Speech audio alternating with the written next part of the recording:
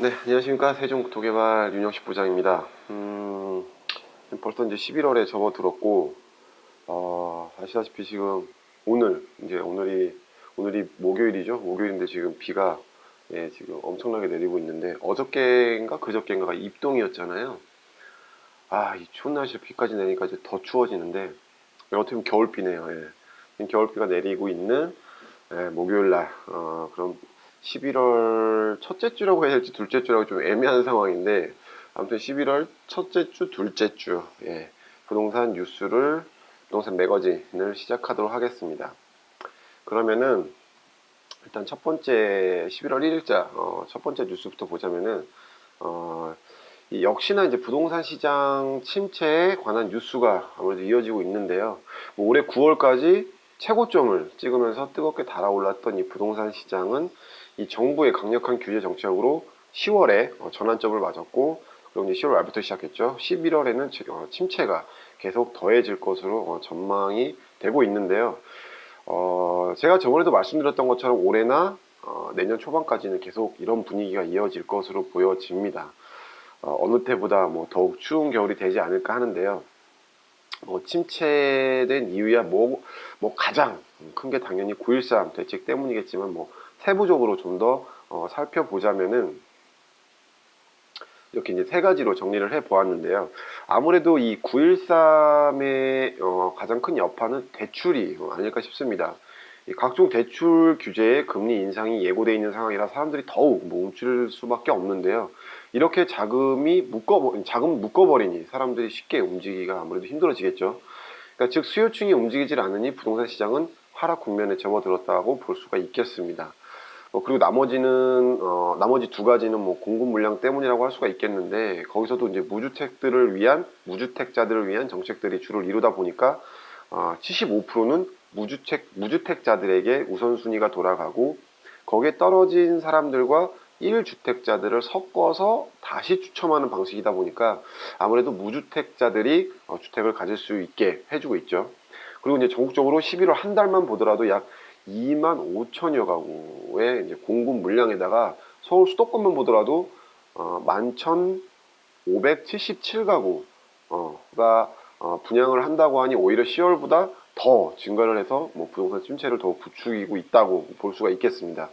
내년에도 약 38만 호 아파트가 공급될 예정이라 공급이 많은 지역 위주로는 이 가격 조정은 지속되지 않을까 하는 뉴스가 되겠습니다.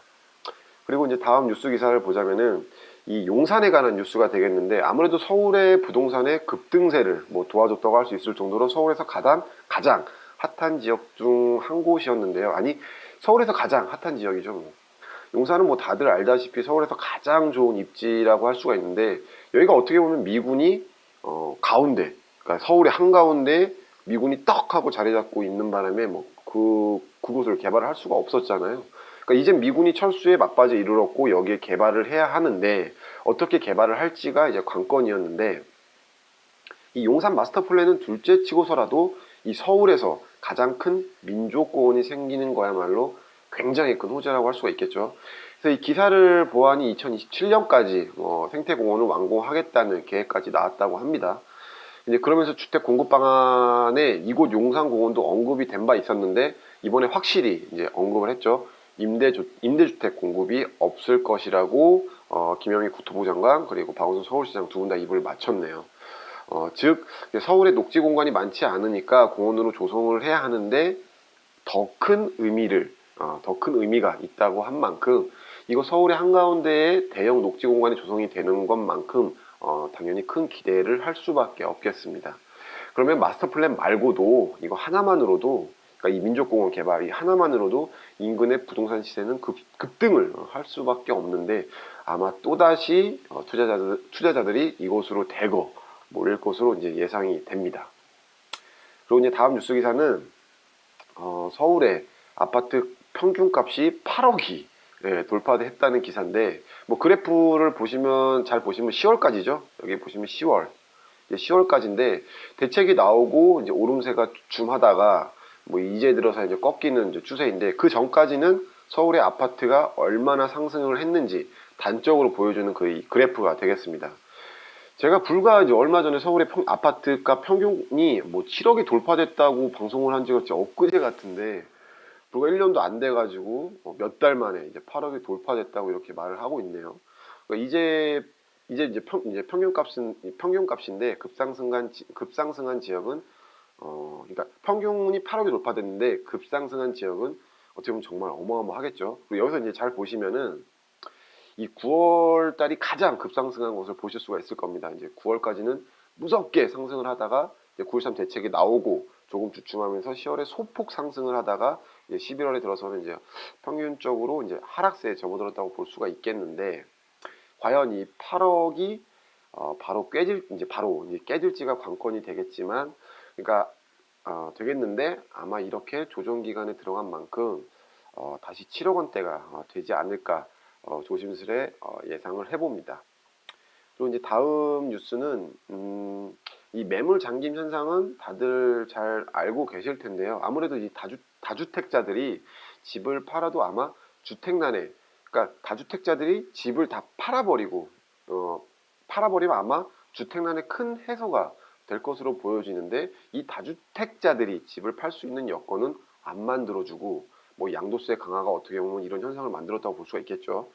물론 보유세 강화라고 해서 이제 다주택자들이 집을 가질 수 없게 해줬다면은 양도세 완화를 해서 집을 풀릴 수 있게, 그러니까 공급을 풀릴 수 있게 해줘야 하는데, 이 보유세보다는 양도세가 훨씬 세다는 거죠.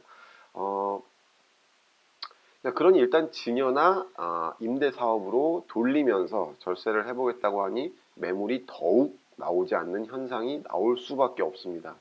그러니까 증여를 하게 되면 뭐 부부는 6억, 직계존속은 뭐 5천만 원까지 공제가 되고, 그리고 또 임대 사업을 한다면은 8년 동안은 어, 매물을 팔 수가 없잖아요. 그러니까 8년 동안 갖고 있어야 되니까 또 8년 동안은 매물이 더욱 나오기 힘들기 때문에 계속해서 매물은 나오지 않을 수밖에 없게 되는 거겠죠.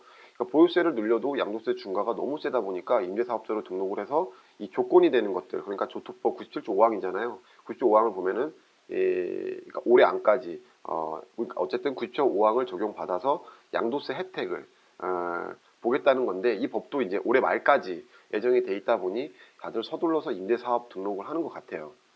이렇게 매물 장기 현상이 지속되다 보면 집값은 당연히 잡기가 어려워질 수밖에 없고, 이 하락세에 접어든 부동산 시장도 다시 상승세로 반전을 할 가능성이 점쳐지겠죠.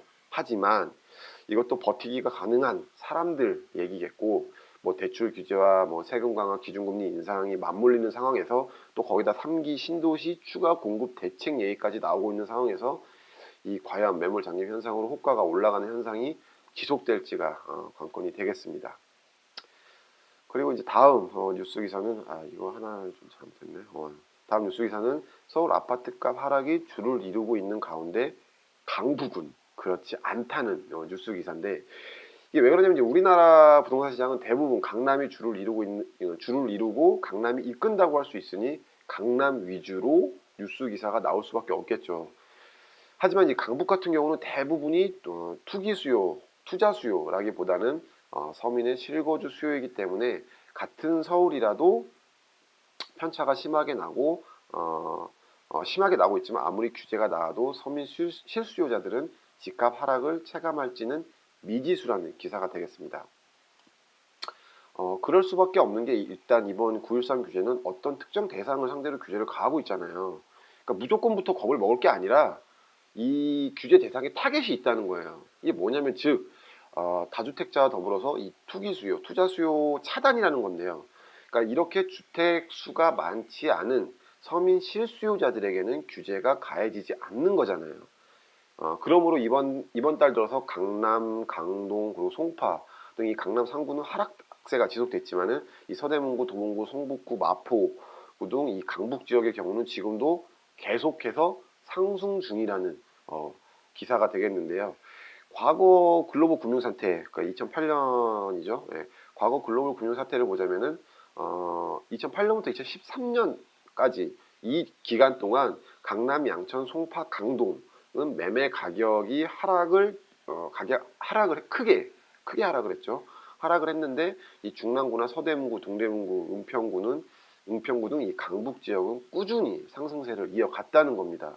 그러니까 지금 같은 상황은 강북 지역엔 이렇다 할 공급 계획까지도 없다 보니까 아무래도 이런 플러스 상황은 지속될 것으로 보여집니다. 그리고 다음 뉴스 기사는 이거 좀 시끄러웠죠. 예. 올해 상반기에 DH자이 개포 기억하실 거예요. 올해 상반기에 DH자이 개포 이후에 이제 반년 만인데 이제 그때도 굉장히 시끄러웠잖아요. 이때 이제 청약 가점제에 대해서 공부를 많이 한 사람들도 있고 뭐 당첨이 되더라도 대출 제한으로 인해서 현금 최소 7억 원은 들고 있었어야 하는데도 불구하고 이 어마어마한 인파가 몰렸었잖아요. 그때는. 그러니까 대체 집도 없고 현금이 이렇게 많은 사람이 있었나 의아할 정도였으니까 그렇잖아요. 하지만 이번에도 별반 다를 바가 없어요. 이 레미안 리더스 원인데요. 점점 이렇게 이름들이 어려워져요. 그러니까 이곳은 서초구성 아파트 1차를 재건축한 아파트로 이 강남역하고 양재역 사이에 있는, 그러니까 이 사이에 뱅뱅사거리 있잖아요. 이 뱅뱅사거리에 가깝다고 하시는 곳에 입지를 하고 있는데 2020년 10월에 입주 예정이라고 합니다. 아무튼 여기 레미안 리더스 1에 232가구 일반 분양에 무려 9,671개 청약 통장이 몰려서 경쟁률이 무려, 이건 평균 경쟁률이에요. 경쟁률 시간대는 뭐 400대 1인가? 네, 아무튼 몇백 대 1까지 올라갔는데 평균 경쟁률이 41.69대 1을 기록했다고 하는데요. 물론 뭐 주변 단지보다 약간은 뭐 저렴한 분양가가 뭐 인기 요인이기도 했지만은 뭐 중도금 집단 대출이 전혀 되지도 않고 소유권 이전 등기 전까지는 분양권 전매도 되지 않으니까 자금 조달 부담이 되게 컸을 텐데, 그러니까 즉 현금을 보유한 자만이 해당이 될 텐데 당장 계약금 5천만 원에 계약 후 30일 이내 최소 2억에서 최대 7억 원에 달하는 2차 중도금 아니고 계약금을 지불해야 하고, 이어서 3개월마다 그것도 6차례나 중도금을 내야 합니다. 와, 그리고 다들 잘 아시겠지만 양도세 비과세를 받으시려면은 2년 이상 실거주를 해야 되잖아요. 그러니까 뭐 주택수 다 떠나서 일단 이 주택만 갖고 있고 뭐 임대사업 다 이 복잡한 상황 떠나서 최소한 내가 거주, 이제 보유가 아니죠. 거주 2년 실거주를 해야 하기 때문에 투자 목적으로도 매력이 떨어질 수밖에 없는데, 이렇게 엄청난 인기는 어떻게 보면 즉 대기 수요층, 그러니까 잠재 수요층이라도 할 수 있고 대기 수요층, 즉 강남권 유동성이 풍부하다는 것을 방증하고 있다고 할 수가 있겠습니다. 이것은 예전 DH자이보다도 많은 현금이죠. 그때는 최소 7억인데 지금 최소 현금 10억 원 이상의 유동자금을 돌릴 수 있다는 사람들, 그러니까 이 잠재적인 수요층이라고 해야겠죠. 여튼간에 이렇게 많다는 것과 더불어서 이렇게 해서 이 만약에 당첨에 떨어진 유동층은 과연 어디로 흘러갈지가 궁금해지는 대목이 되겠습니다. 예, 이렇게 이제 11월 첫째 주부터 둘째 주 이어지는 이 부동산 뉴스를 이렇게 훑어봤고요. 뭐 이제 제 옷차림도 보시면 아시겠지만 점점 날씨는 쌀쌀해지는데 너무 움츠러들지 마시고 이럴수록 이제 밖으로 나가셔서 운동도 할 겸 임장활동 많이 하시면서 공부도 하시라고 보내드리면서 이번 11월 부동산 뉴스 매거진을 마치도록 하겠습니다. 그럼 다음 주에 뵙겠습니다. 감사합니다.